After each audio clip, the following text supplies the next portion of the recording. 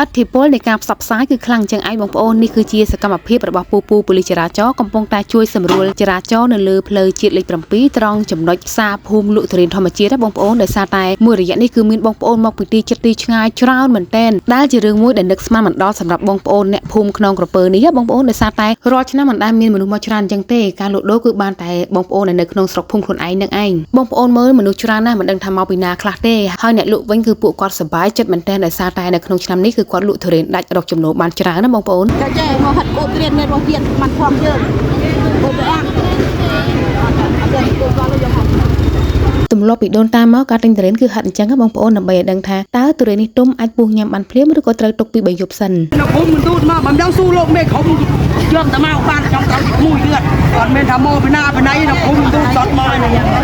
ដុតមកបើយកទៅផ្ទះខ្ញុំទៅមើលដើមបន្តិចបងប្អូនខ្ញុំនឹងទិញទៀតខ្ញុំលក់យ៉ាងណាអ្នកលក់បញ្ជាក់ឲ្យធានាច្បាស់អញ្ចឹងហ្មងបងប្អូនចាហើយក៏សង្ឃឹមថាបងប្អូនយើងនៅពេលដែលមានអតិថិជនគាត់មកគាំទ្រមកទិញច្រើនអញ្ចឹងសូមមេត្តាកំឡើងថ្លៃអីហើយសូមកុំឆ្លៀតឱកាសឬក៏បន្លំទុរេនមកពីខាងក្រៅដើម្បីយកមកលក់បន្លំជាមួយគ្នាណាបងប្អូនលក់អស់ផ្លែពីចំការឬក៏ផុតរដូវកាលទុរេនហ្នឹងក៏ឈប់លក់ប៉ុណ្ណឹងទៅបងប្អូនដើម្បីយើងរក្សាភាពស្មោះត្រង់និងទំនុកចិត្តសម្រាប់បងប្អូនអតិថិជន